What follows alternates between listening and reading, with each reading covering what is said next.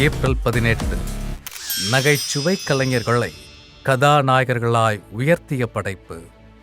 இம்சையரசன் 23ஆம் புலிகேசி பெரும் வெற்றிக்கு பிறகு சந்தானம், கஞ்சா கருப்பு இருவரும் ஹீரோக்களாய் மலர்ந்த ஃபேண்டசி காமெடி திரைப்படமாய் உருவான அரையன் 305 கடவுள் இதே நாளில் 2008 வெளியானது.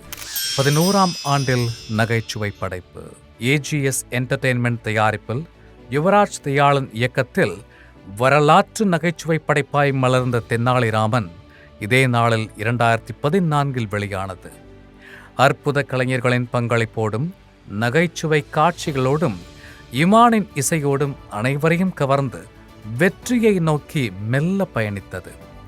புலமைப்பித்தன் வரிகளில் மலர்ந்த இப்பாடல் ஆஹா எத்துணை அழகு. 33ஆம் ஆண்டில் இயக்குனர் இமயத்தின் படைப்பு. அலைகள் ஓய்வதில்லையில் இயக்குனர் இமயத்தால் அறிமுகமான கார்த்திக் மீண்டும் இணைந்த திரைப்படமாய் அமைந்தது நாடோடி தென்றல். இதே நாளில் 1992 வெளியானது. சுஜாதாவின் உரையாடலும் கண்ணனின் ஒளிப்பதிவும் வரலாற்று காலங்களை நினைவூட்டின.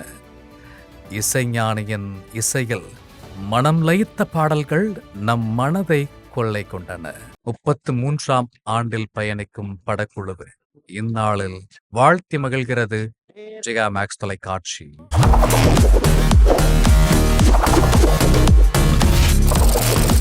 தேதி சொல்லும் செய்தி.